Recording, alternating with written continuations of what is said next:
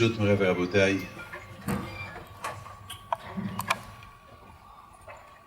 Nous sommes le mois de Hadar. Dans quelques temps, c'est la fête de Purim. Et la fête de Purim, vous savez tous la raison pourquoi on fête la fête de Purim, c'est pour se rappeler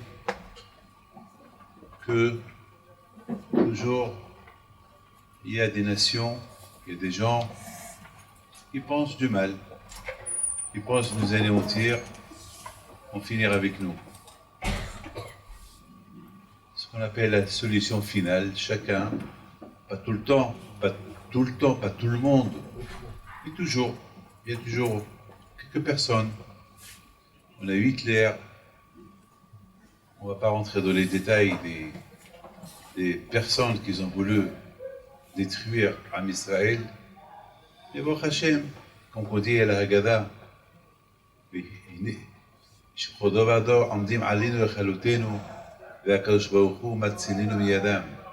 chaque génération, on veut nous anéantir et Akadosh Baruch Hu nous protège. Mais Azat Hashem, lorsque Mashiach va venir, il va se passer quelque chose d'extraordinaire. Que les goïms eux-mêmes, ils vont dire merci Hashem que tu nous as déroutés, que tu n'as pas fait ce qu'on a voulu faire à ton peuple. Eux-mêmes, lorsqu'ils vont voir, lorsque Mashiach va venir, ils vont voir que Kadosh Baruch Hu, tout ce qu'il a fait pour Am Israël. Alors eux-mêmes, ils vont voir la vérité, comme il dit le Rambam. Le Rambam, il dit, Mashiach, c'est quoi? C'est quoi Mashiach? Qu'est-ce que Mashiach, qu'est-ce qu'il va nous apporter? Quelle nouveauté Mashiach il va apporter? Quoi? Et le Rambam, il dit que Mashiach, parce qu'aujourd'hui, entre vous et moi, on a tout aujourd'hui, on a tout. Alors, qu'est-ce qui va nous apporter Mashiach? Peut-être on a tout. On a des voitures, on peut voyager, on mange, on a des maisons, on peut se promener, on se marie, on a des enfants, on a tout. Alors qu'est-ce que Mashiach, qu'est-ce qu'il va nous inventer? Qu'est-ce qu'il va apporter? Et voilà mes amis, il y a un sage, il y a le Rambam qui vient et qui nous dit que le but de Mashiach c'est quoi? Il dit le Rambam, le but de Mashiach c'est que, écoutez bien, que la terre elle va se remplir. Mashiach, son but, ça va être, il va montrer à Am Israël que Hachem il existe. Que Hachem il va montrer aux nations qu'il y a un patron. Il y a un patron. Est-ce que Yish Ba'ala Dira? Mes amis, est-ce que vous avez vu une maison, qu'on va dire cette maison, est-ce que vous avez vu un palais, qu'on va dire ce palais-là, il est abandonné? C'est un palais qui appartient à personne. C'est impossible. Celui qui a construit un palais, c'est qu'il est un propriétaire. Aujourd'hui, malheureusement, les nations disent oui, le monde a été créé tout seul, c'est la nature. C'est la nature qui a tout fait, c'est la nature. Mais la nature, il y a un créateur qui a créé la nature. Oh non, la nature s'est fait toute seule. Mais non. Alors, allez-y leur prouver. Nous, on n'a pas les moyens, on n'a pas la force, on n'a pas les clés pour prouver aux nations, ceux qui sont laïcs, ceux qui ne croient pas en Dieu, que le monde, il a un patron. On n'est pas capable. On est incapable. Alors il n'y a que Mashiach qui va être capable. Alors, Mashiach, il va venir, il va être capable, lui seul, avec sa parole. Parce qu'à son époque, il n'y aura plus le Sahara. Le Sahara, il ne va plus exister. Donc le penchant du mal, il ne peut plus exister. Donc il va avoir une force pour prouver. Donc c'est ce que le Rambam me dit. Mes amis, jusqu'à là, il faut attendre. Jusqu'à là, il faut attendre. Jusqu'à là, c'est un long chemin à passer. Alors mes amis, c'est quoi la fête de Purim? La fête de Purim, elle nous rappelle, écoutez bien, elle nous rappelle quoi? Elle nous rappelle que chaque nation, chaque génération, il y a toujours ceux qui veulent nous détruire. Voilà, c'est ça Purim. Est-ce qu'il y a plus que Haman, ce qu'il a voulu faire au peuple d'Israël, Haman? Écoutez bien, aujourd'hui, on a vu Hitler. il n'a pas réussi à tuer tous les juifs.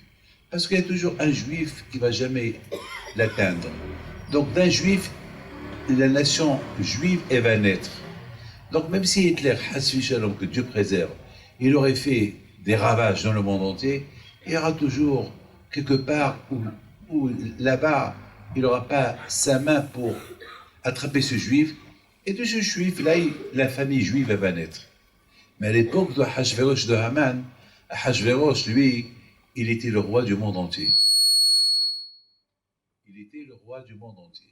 Ça veut dire qu'il n'y avait pas une île, il n'y avait pas un endroit, il n'y avait pas une nation, il n'y avait pas une ville, il n'y avait pas un pays que Haman, que Hachvérosh n'était pas roi dans ce pays-là.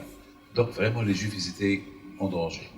Et Baruch Hashem HaKadosh Baruch Hu nous a épargnés. Mes amis, je voudrais vous dire que à partir, si Dieu veut, dans quelques semaines, déjà, on va commencer cette paracha d'aujourd'hui, c'est la paracha des Shkalim. On appelle la paracha de l'argent. Quel argent? Eh bien, la paracha que chacun il a porté pour les frais du Beth Amikdash. Sachez, vous voyez cette synagogue? Ben, cette synagogue, il y a des frais. Ben, il y a l'électricité à payer. Ben, il y a les étudiants qui étudient ici, il faut les payer. Ben, il faut le nettoyage. Il y a ce qu'on appelle les frais. Les frais. Alors, qui paye ces frais-là? Alors, ceux qui payent ces frais-là, eh ben, c'est qui? Ben, c'est des donateurs. Ceux qui vont monter au Sefer Torah, eh ben, ils vont faire un don. Et avec cet argent-là, eh ben, ils vont payer les frais. Si, mettons, demain, si Dieu veut, ils veulent construire quelque chose, alors là aussi, c'est les gens, c'est les donateurs qui vont, chacun va apporter un peu d'argent, un don, et avec ces dons-là, ils vont construire la synagogue. Écoutez bien, à l'époque de Beth Amikdash, il y avait un Beth Amikdash. Alors, c'était quoi les frais de ce... Vous savez, à Beth Amikdash, vous avez vu le Kotel Ma'aravi, le Kotel. Eh bien, derrière ce Kotel, il y avait quoi? Il y avait le temple. Et ce temple, c'était quoi, ce temple? Eh bien, c'est dans ce temple-là, il y avait un Kohen Gadol. Il y avait des sacrifices. De ce temple-là, il y avait plein de choses. Écoutez bien. Et dans ce temple-là, il y avait tous les Juifs du monde entier, ils venaient 3 fois dans l'année. À Sukkot, à Pesach, à Shavuot et à Sukkot. Et tous ces Juifs, ils venaient là-bas pour fêter avec Hachem les fêtes des 3 fêtes de l'année. Et ça coûte plein d'argent. Ça coûte cher. À part, vous savez que chaque jour, il y avait des sacrifices. Il y a aussi des nettoyages. Il fait des gens qui coupent le bois pour chauffer le Beth Amikdash et pour les sacrifices. Il y avait beaucoup de frais généraux. Alors d'où on va avoir ces frais généraux? À l'époque, il n'y avait pas d'Amouta. Il n'y avait pas une association à but non lucratif pour le Beth Amikdash. Il y avait quoi? Il y avait les gens qui apportent un don. Et c'est quoi ce don? Il n'y avait pas un chéquier. Il n'y avait pas un chéquier que les gens... Il n'y avait pas un qui va donner $1 milliard ou... Non, et je vous donne la parole d'honneur. Il y avait des gens qui étaient capables de donner des sommes, incroyables pour le Beth Amikdash. Vous savez, à l'époque, il n'y avait pas des voleurs. Qui va oser voler au Beth Amikdash? Vous savez qu'à l'époque, il n'y avait pas des banques. À l'époque, celui qui veut garder son argent, celui qui veut être sûr que personne ne va voler son argent, qu'est-ce qu'il fait? Il les prend au Beth Amikdash, il les met de un côté, il met là-bas Pito David, ou Pito Raphaël, ou Arfi Yaakov. Chacun met son nom et personne ne vient toucher. Et qui va voler au Beth Amikdash? Qui va oser voler au Beth Amikdash? Là, celui qui veut mourir, il va voler. Ça n'existe pas. Donc, à l'époque, le Beth Amikdash, il y avait beaucoup de frais. Surtout le Beth Amikdash qu'il a construit de Shlomo Meler. Il était immense. Et il y avait beaucoup à faire. Alors, Hachem, il a donné, la paracha de cette semaine, elle parle de Mahatit HaShekel. C'est quoi Mahatit HaShekel? Chacun, il apporte un demi-shekel. Je ne sais pas, vous savez, c'est un demi-shekel, c'est pas grand-chose, un demi-shekel. Vous savez, il y avait des gens qui étaient comme Rothschild, qui pouvaient donner 1 milliard de shekels. Et Akash dit non, Ha'ashir le yarbé, Ve'adal le yam'id. Mais le riche, il n'a pas le droit d'apporter plus d'un demi-shekel. Mais le riche va dire, mais Hachem, je peux donner tout. Et Hachem il va dire, non, non, tu donnes que la moitié. Et le pauvre aussi va donner que la moitié du shekel. La moitié du shekel, le pauvre, il peut réussir à l'avoir. C'est pas... Alors vous savez, on calcule. À l'époque, il y avait quelques millions de juifs en Israël, à l'époque. Alors chacun avec son demi-shekel, demi-shekel, demi-shekel, demi-shekel, demi-shekel, lorsqu'on fait un calcul, ça correspondait à de quoi payer les frais généraux de toute l'année pour le Beth Amikdash, pour les sacrifices, pour les payes, pour tout l'argent. Il y avait la bracha dans cet argent. Maintenant, je voudrais vous poser une question. Quel est le lien de ce Mahatzit Shekel avec Purim? Alors, à Purim, on dit que la Gemara dit Be'adar mashmi'im al shkalim. À partir du mois d'Adar, déjà parce qu'il faut qu'on ait les frais généraux, le mois de Nissan, il faut que la banque du Beth Amikdash soit remplie pour toute l'année. C'est à partir de Adar. À partir du mois de Adar, il fallait qu'on ramasse cet argent-là pour le Beth Amikdash. Donc déjà, mashmi'in al shkalim. C'est quoi mashmi'in? Les gens qui représentent le Beth Amikdash, ils vont dans toutes les villes et ils prenaient une coupa et ils faisaient entendre shkalim, mahatzah shekel, mashmi'im. Il y avait dans toutes les villes, il y avait là-bas des annonces. Il faut donner la moitié du shekel. Chacun devait apporter la moitié du shekel pour les frais de Beth Amikdash. Comme ça, tout le monde participe. Il ne va pas venir le riche et dire c'est moi qui ai donné pour tout le Beth Amikdash. Non. Il y a pas. Le riche et le pauvre, ils sont tous à égalité dans les frais généraux. Dans les frais généraux, tout le monde est à égalité. Maintenant, mes amis, il faut savoir une chose. Pourquoi, avec le mois d'Adar, on devait ramasser cet argent-là pour le Mahatzit Shekel? Quelle est la raison? Quelle est la raison? Il doit y avoir une raison. À partir du mois d'Adar, on commence déjà. Lorsque le mois d'Adar il vient, on commence à se réjouir. Déjà le fait que je suis là, présent, je suis vivant, Baruch Hashem, je suis là, donc je suis content que je suis vivant. Vous savez, la vie, c'est Baruch Hashem. Qui veut mourir? Personne. Tout le monde veut vivre. Tout le monde, même Moshe Rabbeinu, il avait 120 ans, il a tout fait pour vivre encore. David HaMelech il a tout fait pour que Hachem lui ajoute encore un jour dans sa vie. La vie, elle n'a pas de prix. Et surtout lorsqu'on sait comment utiliser la vie, elle n'a pas de prix. La vie, elle n'a pas de prix. Mais de l'autre côté, Rabotai, parce que la vie, c'est la joie. Mais il faut savoir une chose. La joie de quoi? Il n'y a pas un qui a plus d'expérience que moi. Je connais des gens qui ont tout, et parce qu'ils ont tout, ils sont les gens les plus malheureux du monde. Et pourtant, ils ont tout. Ils ont tout. Eh bien, ils sont les gens les plus malheureux du monde. Et pourtant, ils ont tout. Alors pourquoi ils montrent qu'ils sont contents, mais au fond, ils ne sont pas très heureux. Il manque la chose, parce que la chose qui donne bémettre la joie de vivre, bémettre, je vous le dis, la chose qui donne la joie de vivre, c'est déjà que je sais, est-ce que ma vie, elle est pleine avec quoi? Avec quoi elle est pleine ma vie? Vous savez, on peut remplir une bouteille. On peut la remplir la bouteille, c'est facile de la remplir. Mais il faut savoir avec quelle eau tu la remplis. Et c'est de l'eau propre ou de l'eau sale. C'est tout, hein. Il y a, mes amis, lorsqu'au mois d'Adar, il arrive, on dit Mashmi'in al shkalim. On fait écouter le bruit de l'argent. Vous savez, lorsque vous mettez de l'argent dans une coupa, dans une tirelire, et vous la bougez trop, vous allez entendre les shkalim, vous allez entendre le bruit de l'argent. Le bruit de l'argent, tout le monde le connaît. Ne me dites pas qu'on ne connaît pas, on connaît le bruit de l'argent.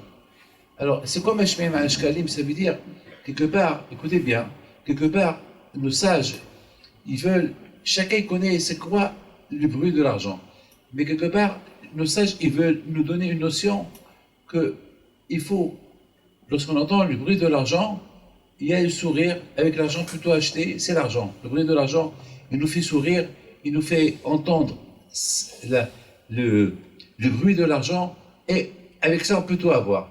Et justement, Hakamim, il veut nous enseigner qu'avec le bruit de l'argent, on peut tout avoir si on l'utilise bien pour le Mishkan, si on l'utilise pour les frais du Beth Amikdash, si on l'utilise pour les frais de la maison, que la maison elle soit Beit Yehudi, que la maison elle soit juive, qu'il y ait la kashrut, qu'il y ait la Torah, qu'il y ait des mizuzot, qu'il y ait des prières, il y ait de la tzedaka. Ça c'est bien. Eh bien, je crois, Rabotai, c'est ça, ce que Hachamim, ils ont voulu nous faire, la notion de l'argent, la notion qu'on fait le mois d'Adar, parce que le mois d'Adar, on nous fait entendre le bruit, et le mot Adar, c'est, si on calcule le mot Adar, Aleph, Dalet et Resh, c'est le mot de Har. Har, c'est la montagne. Et lorsqu'on pense à la montagne, à qui on pense tout de suite? On pense à Moshe Rabbeinu. Parce qu'on sait que Moshe Rabbeinu, Alav Shalom, c'est lui qui montait tout le temps à la montagne chez Akadosh Baruch Hu pour recevoir la Torah. Il monte, il descend, il monte, il descend, il monte et descend. On sait très bien que le mois d'Adar, c'est le mois des miracles, et c'est le mois que les Juifs, le mois d'Adar, c'est le mois que les Juifs kimo v'kiblu. Le mois d'Adar, c'est le mois qui nous rappelle que les Juifs, ils ont accepté sur eux, encore une fois, d'accepter la Torah avec joie. Ça, c'est le mois d'Adar. Donc, quelque part, il y a deux choses qui nous font, on entend le bruit de l'argent à le mois de Adar. Eh bien, le mois de Adar, et on dit, Mishinichlas Adar, lorsque Adar, il vient, on augmente la joie. Ouais, alors, on augmente la joie avec deux façons d'entendre. Ou on entend la Torah qui s'appelle Kesef, et nous donne, lorsqu'on l'étudie, et lorsqu'on fait mitzvah, alors ça nous donne la joie. Ou bien il y a une autre joie qui est fausse. La joie de quoi? Eh bien, la joie de l'argent, elle est fausse, parce que c'est pas ça qu'on va prendre avec nous après 120 ans. C'est pas ça.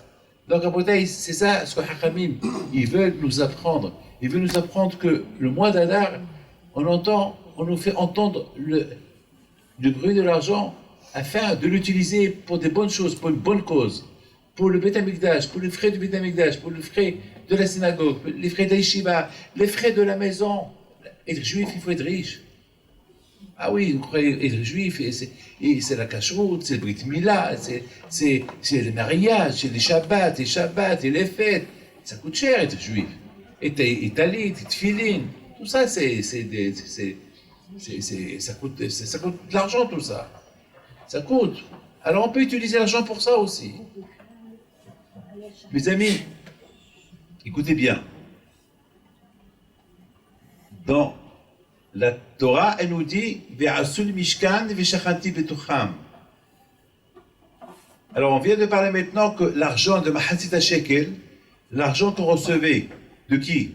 De chaque juif, moitié de chaque endroit, c'était pour les frais de Beth Amikdash. Alors, nos sages disent chacun de nous, c'est un Beth Amikdash. Chacun de nous, c'est un Beth Amikdash. Eh bien, on nous rappelle. Et qu'est-ce qu'on avait besoin de l'argent pour les frais du Beth Amikdash? Eh bien, on nous apprend qu'il faut utiliser l'argent pour les frais de ton propre Beth Amikdash qui est ton corps. Ça veut dire faire les mitzvot avec ton argent. Faire ma'asim tovim avec ton argent. Mes amis, je voudrais vous raconter une petite histoire. Toute ma vie, je vis les histoires avec des gens. Je vis des choses. J'entends. Tout le temps, j'entends. Il y a un Bahou Yeshiva qui étudie chez nous là-bas à Gimel, à la Yeshiva. Ce garçon-là, Hashem Ishmor, il avait quelque chose dans la tête. Il avait peur de faire l'opération. Et je me rappelle il y a quelque temps, et lui, c'est quelqu'un qui étudie tout le temps. Et il me dit, je ne sais pas quoi faire. C'est une grave opération. C'est la tête. J'étudie la Torah. Et je ne sais pas qu'est-ce qui peut arriver. Lorsqu'on ouvre la tête, chez Mishmor, on touche un endroit, un nerf dans le cerveau, ça peut être fatal. Je lui dis, Be'ezat Hashem, Bisrout, mon père, que Hashem, il te donne le foi chez les mains. Et qu'est-ce qu'il me dit? Il dit, j'ai entendu qu'il y a des gens qui vont là-bas pèleriner 40 jours. Il paraît qu'après un pèlerinage de 40 jours, ça marche. Je lui dis, fais-le. Fais-le. Si tu crois, tu as les mounas, fais-le. D'ailleurs, cette semaine, et la semaine prochaine, il y a un mariage d'un rabbin qui prie, qui étudie chez nous là-bas à Guimel. Des gens qui ne sont pas riches du tout, très pauvres. Et que la maman, elle a 2 filles âgées. Et puis, c'est ce qu'elle m'a raconté elle-même. Elle a pris les 40 jours. Et lorsqu'elle a terminé 40 jours, le même jour, elle reçoit un coup de téléphone d'une femme. Elle lui dit, j'ai 2 garçons pour tes 2 filles. La même semaine, ils ont fermé le fort, ils ont fait les conditions qu'ils font chez le religieux. Et voilà, cette semaine, il y a un mariage, cette semaine, je pense, et dans 2 semaines, je crois, c'est le 2e mariage. Comment vous comprenez ça? Alors maintenant, ils m'ont écrit une lettre, ils m'ont raconté l'histoire. Et maintenant, ce que le pauvre, ils me disent, j'ai trop prié, et la prière elle a été trop vite, mais maintenant j'ai un problème. Comment je vais les marier les 2? Comment je vais faire? Alors, le pauvre Hachem, il ne sait pas quoi faire avec nous. On lui demande, il nous donne après. Encore, maintenant, il y a un autre problème. Quoi? Regardez. J'ai fait le bracha, je ne peux pas faire plus. Il y a quelqu'un qui m'appelle, qu'il a un problème. Et il me dit comme ça, j'ai un problème et je pense que j'ai une émouna que si je donne une somme d'argent pour quelqu'un qui veut marier ses filles ou son fils, qu'il appelle le moyen, j'ai une émouna que ça va y aller. J'ai dit, tu peux me dire à peu près combien tu veux donner? Lorsqu'il m'a donné la somme, j'ai dit, alors voilà, les 2 filles qui vont se marier, ils n'ont pas les moyens, voilà leur adresse, toi-même tu envoies. Il ne faut pas que tu dises, c'est moi qui vais les prendre pour moi, voilà, tu leur donnes toi-même. Regarde comment, regardez, ça c'est le Mishkan. Vous savez mes amis, chacun de nous, c'est ce que la Torah dit. Mais à ce Mishkan, les Shachantim et Tochan, quand je veut de nous, que nous, on soit un Beth Amikdash. Nous, on soit un Beth Amikdash. C'est ce que Hachem il veut de nous. Hachem il veut qu'on se sanctifie. Teroma, c'est quoi Teroma? Alors c'est quoi le Beth Amikdash? Beth Amikdash, ça veut dire que Hachem il veut qu'on lui construit une maison, mais la vraie construction finale, c'est nous. Le Beth Amikdash, c'est rien que on voit pour ressembler au Beth Amikdash, c'est tout. Mais vraiment, c'est nous. Ce qu'Hachem veut, c'est nous. C'est à nous. La demande d'Hachem, c'est à nous de se sanctifier pour être, Be'ezat Hachem, un jour, ceux qui vont recevoir le réol d'Hachem. C'est ce que Hachem veut de nous. Ça, c'est la demande d'Hachem. Écoutez très bien. Alors, quand je vous demande que chacun il apporte un don. Chacun il apporte un don. Très bien. Chacun il a apporté un don. Tout le monde est là. Les dons ils sont là. Moshe Rabbeinu commence à calculer. Très bien.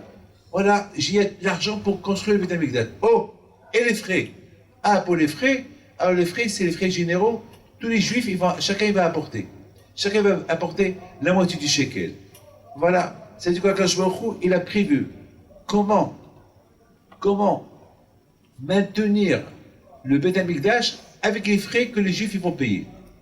Alors moi, David Pinto, vous tous ici, comme je viens de vous dire, vous êtes chacun de vous ici, même les femmes, même les hommes, même les enfants, vous tous, parce que vous les femmes, vous faites la cacheroute, vous les femmes, vous faites Tarat Mishpaha, etc. Donc vous aussi, vous êtes un Beth Amikdash. Et lorsque vous allez vous marier, vous allez partager un seul Beth Amikdash avec votre mari. Vous deux, vous allez construire un Beth Amikdash à la maison. Et cette maison va s'appeler Beth Hashem, la maison d'Hashem. Très bien. Donc maintenant, on a le Beth Amikdash. Chacun l'a porté pour un don pour construire le Beth Amikdash. Maintenant, et les frais généraux, chacun, il apporte. Pour construire le Beth Amikdash, chacun il apporte ce qu'il veut. Mais pour les frais généraux, moitié. Chacun il apporte la moitié d'une pièce. Rabotai, moi, vous, chacun va dire moi. Chacun va dire, moi je vais me construire pour être la maison d'Hachem. Très bien. Alors, c'est quoi, avec quoi je vais maintenir ce Beth Amikdash? Qui va payer les frais? Les frais, eh bien, Rabotai, les frais pour maintenir ce Beth Amikdash, eh bien, c'est la Torah Kedusha. Teroma. Torah, ma.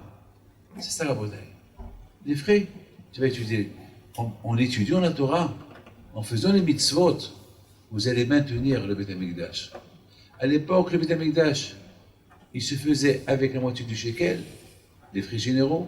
Aujourd'hui, les frais généraux pour maintenir mon corps, c'est lorsque j'étudie la Torah. C'est la Torah qui va me... C'est la Torah Kedusha qui va me...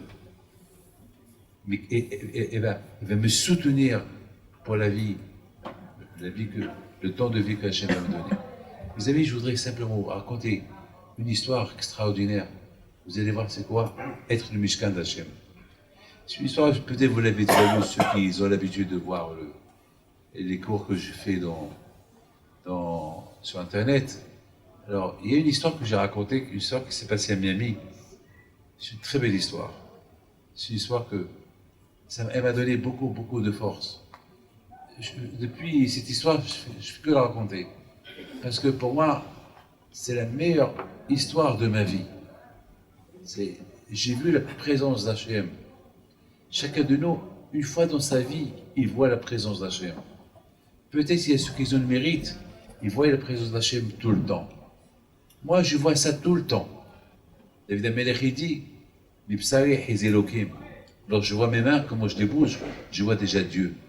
C'est Dieu qui fait bouger mes mains. Lorsque je regarde mes yeux, et je regarde Baruch Hashem, c'est Hashem.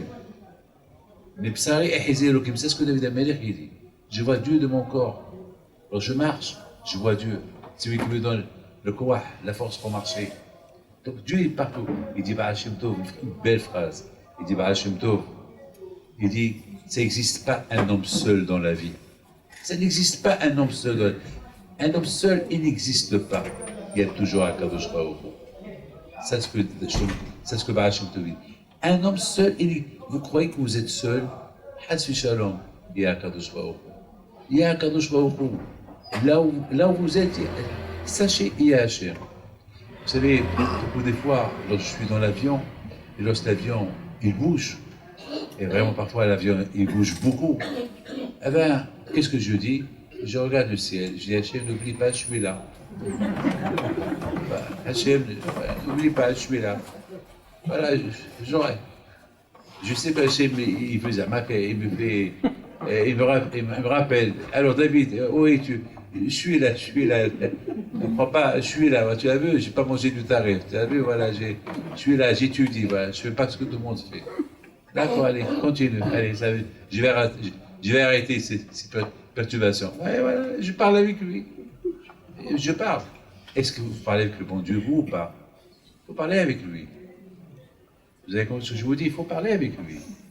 Quand je vois il veut nous écouter parler. Il faut parler avec lui. Aujourd'hui, il y a 10 ans, 20 ans, vous voyez quelqu'un qui marche, qui parle, vous allez dire, vous allez prendre pour un fou. Vous ou pas? Quelqu'un qui marche, qui parle tout seul, vous allez le prendre pour un fou. Aujourd'hui, non. Aujourd'hui, vous voyez quelqu'un qui marche, qui parle tout seul, et vous allez le voir en train de rigoler tout seul, et c'est parce qu'il a un téléphone. On le sait, aujourd'hui, il n'est pas fou. On le sait, il n'est pas fou.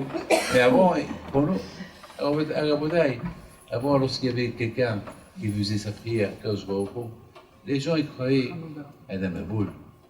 Si, quand il entend. Aujourd'hui, tu entends quelqu'un qui te parle de l'Australie, avec écouteur. C'est un petit téléphone avec écouteur. Il te parle de l'Australie, il peut même te parler de la Lune et tu l'entends. À Gauche aussi, il te parle. Tu lui parles, il te répond, il t'écoute. C'est bête celui qui croit qu'Hachem ne l'entend pas. C'est bête, c'est bête. Il faut savoir, il faut lui parler. C'est tout. Pas Hachem il est. Akash Baruch Hu, il nous envoie des problèmes. Vous savez pourquoi? Pour qu'on lui parle, pour qu'on le prie, pour qu'on s'attache à lui. Mes amis, quand j'étais à Miami, il s'est passé, vraiment, j'ai vu la présence d'Hachem. Comment? Lorsque je suis arrivé avec ma famille, on devait rester là-bas 2 semaines, 2 ou 3 semaines. Puis voilà, et c'est un ami qui nous a prêté l'appartement 11e étage. C'était avant les vacances de décembre. Et puis voilà, l'immeuble était encore vide, les touristes ne sont pas encore arrivés. Nous, on est arrivés 2 jours avant eux. Et voilà, on était les seuls dans l'immeuble. Il s'est passé qu'il y avait un problème dans les chambres. C'est pas un problème, c'est les chambres et que dans chaque chambre il y a une clé. Mais je pense que la propriétaire, il a oublié de nous donner les clés des chambres. Alors il y a un problème. Si tu es dans la chambre et tu fermes sur toi la chambre, alors fais attention. Alors de dehors personne ne peut l'ouvrir, mais fais attention, il faut la neutraliser lorsque tu sors. Pourquoi? Parce que si tu ne la neutralises pas, donc après tu ne peux plus rentrer. Elle est fermée.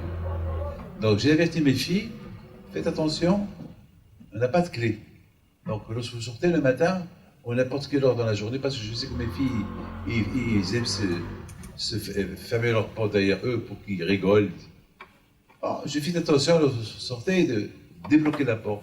Et voilà, le matin, je vais à la synagogue, je rapporte des croissants, on s'assoit pour manger petit déjeuner, et voilà, il se passe que une de mes filles, papa, on a fait une bêtise. On a laissé la porte fermée. Alors, qu'est-ce qu'on va faire? On n'a pas débloqué. Je vous ai averti hier. Papa, il n'y a rien qu'on peut faire. Non, ma fille, qu'est-ce qu'on peut faire? Il ne faut rien faire. On ne va pas la casser. La porte, elle est neuve. On nous a prêté la maison, on ne peut pas leur casser la porte. Bon, on n'avait pas encore de téléphone, on ne savait pas qui appeler pour même un serrurier, pour essayer. Le monsieur qui était avec nous, il a essayé pour ouvrir, débloquer la porte. On n'a pas réussi. Alors, j'aurais dit, bon, papa, il n'y a pas un miracle. Je dis, un miracle, quoi. On ne va pas demander à Akash un miracle pour des bêtises. Non, on demande un miracle à Akash pour quelque chose d'important, pas pour une clé, pas pour une porte. On va appeler le propriétaire, on va voir. J'appelle le propriétaire, il me dit, Rabbi David, il y a mon fils, qu'il a les clés, mais il a un cours de Torah, c'était à 2h30 de Miami. Donc ça veut dire que si je l'appelle, pour qu'il arrive chez nous, à la maison avec les clés, ça va être vers midi et demi. Alors j'ai commencé à réfléchir. Et je vais lui faire Bito Torah pour une clé, pour ouvrir la porte, Bito Torah, 2 heures d'études de Torah. Quelle beauté, hein, de voir un juif pendant les vacances qu'il étudie la Torah, et moi je vais l'enlever ce goût de Torah là. Imaginez-vous un juif à Miami en train d'étudier la Torah pendant 2h30. C'est beau. Et moi pour ouvrir une porte, je vais l'arrêter d'étudier la Torah. Je dis non, j'appelle pas. Alors papa, qu'est-ce qu'on va faire? Ah ben mes filles, je ne sais pas quoi faire. Mais papa, il n'y a pas quelque chose à faire. Mes filles, il n'y a rien à faire. Il y a pas. Hachem, il a 1000 choses à faire. Hachem, il peut faire. Ouais, Hachem, il peut faire. Qu'est-ce qu'il peut faire? Il va envoyer un malach, un ange. Est-ce qu'un ange, il va venir à Miami? Est-ce qu'un ange, il va entrer à Miami? Ma fille, les enfants, prenez un livre, faites votre prière, et allez-y au balcon, parlez, jouez. Il n'y a rien à faire. Je vois que chaque fois mes filles me regardent. La marque, papa, pitié. Mais pitié de quoi? Qu'est-ce que je peux faire? Je ne suis pas Rabbi Haïm Pinto. S'il y avait Rabbi Haïm Pinto, il va dire à la porte, ouvre-toi, elle va s'ouvrir. Moi, je vais lui dire à la porte, ouvre-toi, elle va se fermer encore plus. Alors, j'ai dit, les filles, je ne peux rien faire. On n'est pas... Ah, cette équipe d'avant, c'était... Aïe. C'est vraiment les tzadikim. Vraiment les tzadikim. Bon, nous aussi, on est tzadikim, grâce à Dieu, vous tous, hein. Vous savez, aujourd'hui, être là être juif à notre époque, c'est pas facile. D'ailleurs, je vous salue et je vous félicite que vous êtes venus écouter un cours de Torah. C'est super. C'est pas tout le monde, hein. Vous savez, une fois, il y avait un cours de Torah quelque part, il y avait un grand match de football. On était deux, moi et lui. Il y a une synagogue, ils ont mal calculé, ils étaient deux. Moi, devant le micro, une grande synagogue, et je vois un monsieur qui est aveugle. C'est-à-dire que même s'il aime le football, il ne pouvait pas voir. Donc ça veut dire j'étais devant un aveugle. Voilà. Et je le regarde, bon, il faisait semblant qu'il me regarde, même s'il ne me voit pas. Jusqu'à que je l'ai salué, j'ai vu je l'ai souri, il ne m'a pas souri, j'ai compris qu'il est aveugle. Donc, ce que j'ai fait, je lui ai donné le cours. Parce qu'il y avait un match. Mais tout le monde était déçu, parce que ceux qui voulaient qu'il gagne, il a perdu. Donc finalement, le lendemain, on m'a dit, on a perdu et le cours de Torah, et on a perdu le match. Donc ils ont perdu les deux. C'est bien, c'est 2-0 là. Donc à Boudaï, retournons à Miami. Qu'est-ce qu'on va faire? Alors, je voudrais vous poser une question. Est-ce que d'après vous, il y a à faire? Sauf si quelqu'un a déjà écouté mon histoire. Lorsqu'on réfléchit très bien, on voit qu'il n'y a pas grand-chose à faire. Il faut un miracle. Il faut un miracle. C'est quoi le miracle? On trouve les clés. On ne sait pas où sont les clés. Et on va les trouver. On a tout cherché. Et voilà, mes amis, on entend quelqu'un qui sonne à la porte. Alors moi, j'ai dit à ma femme, peut-être c'est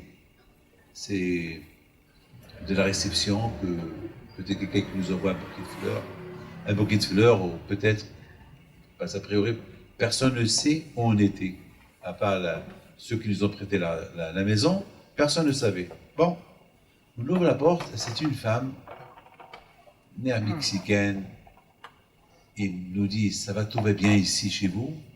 Oui, tout va bien.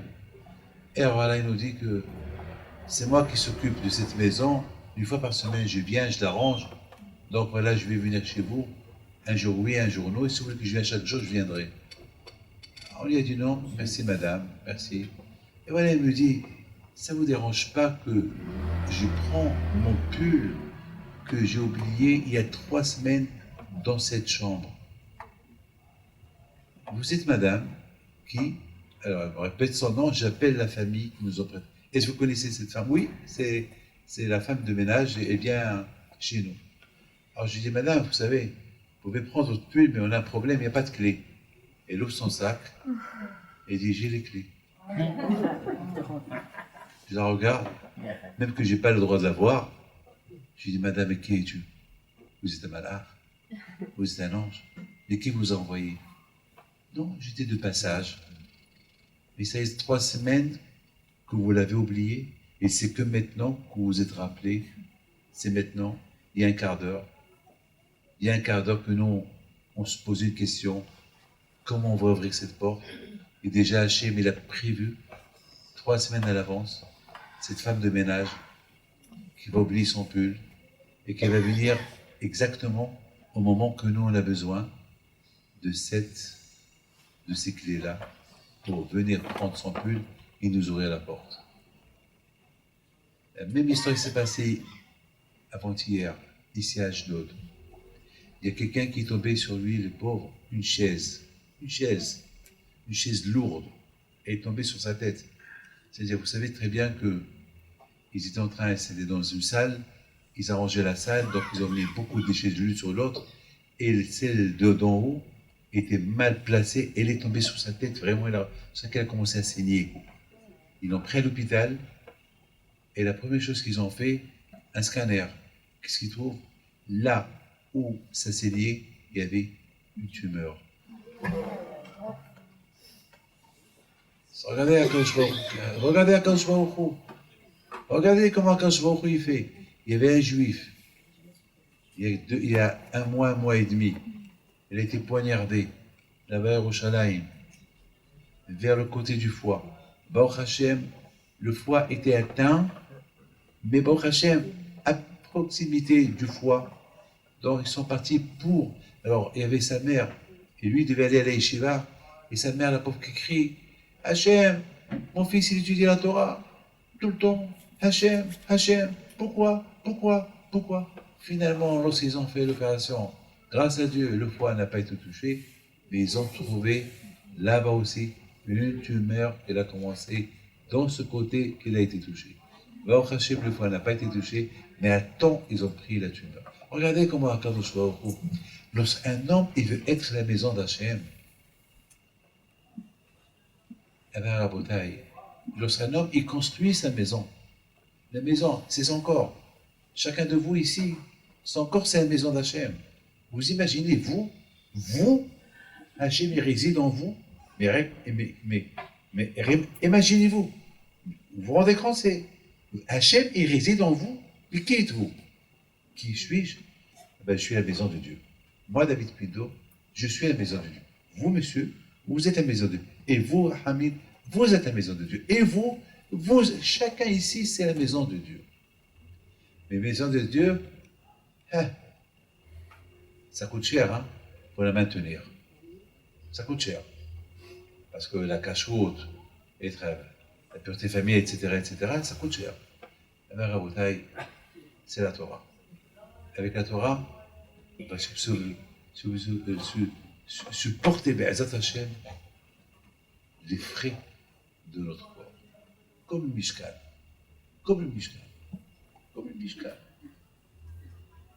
Mes amis, je suis très fier de vous.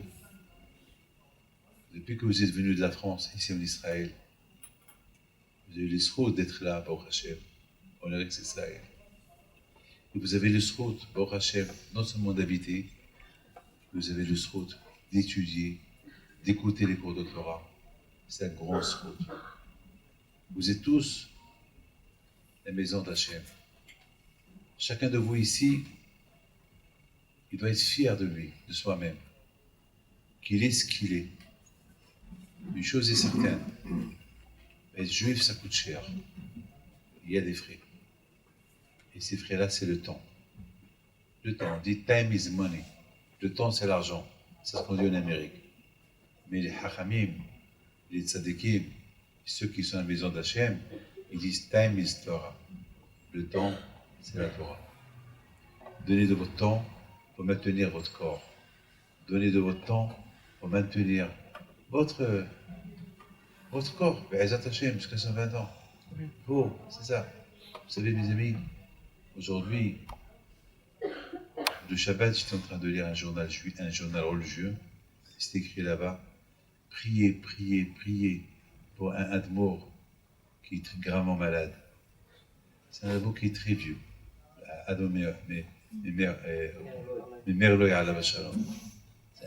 admour très très vieux. Et j'étais en train de penser, mais il est vieux. Même si on prie pour lui, il va vivre encore combien de temps? Et je me rappelle, Maran Rav Shach Alav Shalom aussi.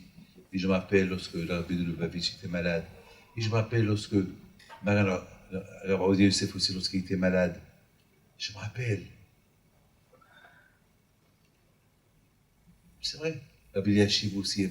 On a eu beaucoup de grands tzadikim qui étaient très vieux. Rav Shach, il avait 107 ans. 107 ans. Rabbi Yashiv était très vieux. Il avait presque 100 ans. Lorsqu'il était malade, priez. Et là aussi, le Shabbat, j'étais en train de lire. Elle est prier pour lui, prier pour lui. D'accord, on va prier, mais un jour, il va partir. On raconte sur Rabbeinu Akadosh. Lorsqu'il était malade, et tout le monde y criait dans la rue. Hachem, envoyez les voix Shelema à Rabbeinu Akadosh, celui qui a écrit les Mishnayot. Et ça criait fort dans la rue. Et Rabbeinu Akadosh, il ouvre ses yeux, il appelle ses enfants, il leur dit, si je quitte ce monde, il ne faut pas leur dire que j'ai quitté ce monde. Ne leur dites pas que je suis mort. Laissez-les prier. Alors, ils lui ont dit, papa, mais ils vont savoir que tu es mort. Non, ne leur dites pas. Mais un jour, ils vont savoir. Ne leur dites, il faut que ça passe un peu de temps. Mais pourquoi? Il se peut, grâce à leur prière, je vais ressusciter. Même si je meurs, je vais me relever encore. La force de la prière. Après, ces tzadikim-là, on sait qu'ils sont vieux. On sait qu'ils sont malades. Très vieux. Malades, dans le coma. Pourquoi prier? Ça y est, laisse-le partir pour le pauvre, qui se repose un peu. Qui se repose un peu. Eh ben non. Ben, ces tzadikim-là, c'est un mishkan de Hakadosh Baruch Hu. Ces tzadikim, Hechal Hashem Hema. C'est la maison d'Hachem, ces tzadikim-là. C'est vraiment les vrais tzadikim. C'est le vrai Beth Amikdash. C'est le vrai mishkan. Donc, un vrai mishkan, il n'a pas de prix. Il n'y a pas de temps, même s'il est malade. Bedek Habayit. Regardez, mais à l'époque des rois, à l'époque du premier temple, un jour, le Beth Amikdash, écoutez bien, je termine. Le Beth Amikdash, il a commencé à vieillir. Le Beth Amikdash qu'il a construit chez Thomas Meller, il a commencé à vieillir. Et presque, et comment ça s'appelle, des bois qui tombaient, des pierres qui tombaient. Alors, il y avait Yehoyada, le grand Kohen Gadol, il vient chez le roi Yoash, et il lui dit, Majesté, le Beth Amikdash, il est vieux, et il a vieilli, il faut qu'on le retape, il faut qu'on répare il faut beaucoup d'argent. Il leur a dit, ah, vous savez quoi? Prenez une grosse tirelire et faites lancer un appel. On a besoin d'argent pour les frais, pour arranger le Beth Amikdash. Avec l'argent qu'on va récolter, on va retaper, on va passer une peinture, on va arranger les choses qui sont tombées, etc. On va retaper. Je me suis posé une question. Comment un Beth Amikdash qui vieillit? La maison de Dieu. On dit que dans le Beth Amikdash, il y avait beaucoup de miracles. Et pourquoi il n'y a pas eu un miracle que le Beth Amikdash, il reste jeune, il reste neuf, comme qu'elle a été construite par Shlomo Meller? Pourquoi il est vieilli? À tel point des bois qui tombent, des pierres qui tombent, et ça a pris un coup de vieux, c'était vraiment très très vieux. Pourquoi? Et c'est le Beth Amikdash. Eh ben, je me suis tout de suite, j'ai fait un sourire. J'ai dit, eh ben justement, c'est ça le message. Le message, c'est que l'être humain doit savoir, un jour il va vieillir. Et un jour, on va commencer à perdre des forces. Et un jour, on va être malade. Et on vieillit, hein. Il faut savoir. Même Abraham Abinu, même Yaakov Abinu était malade.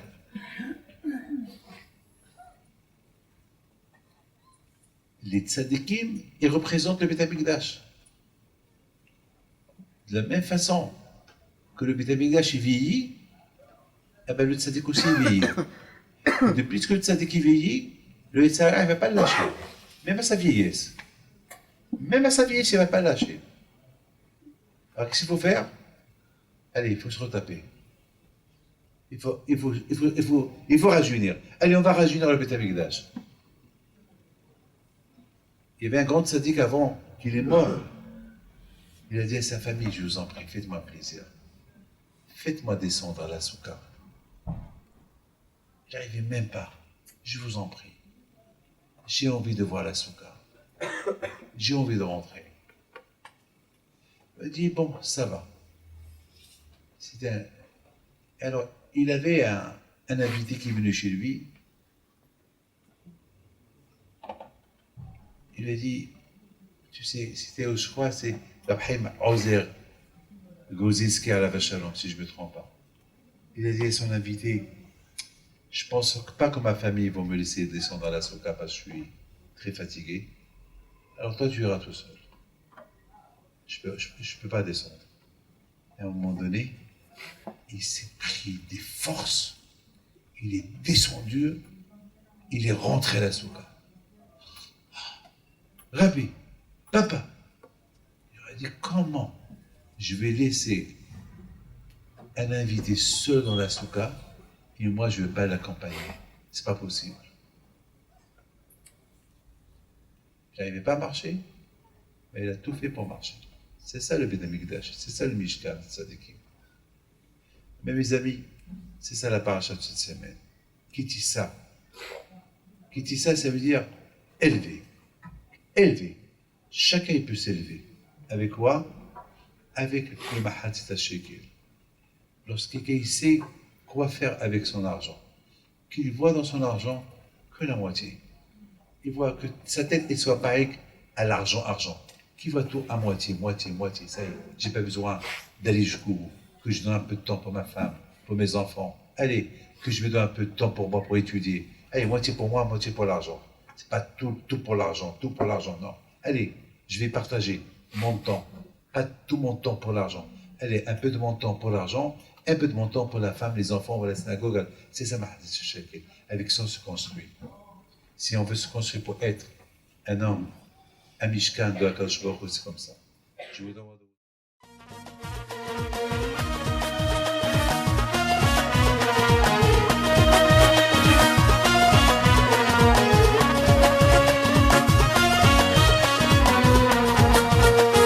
Non, tu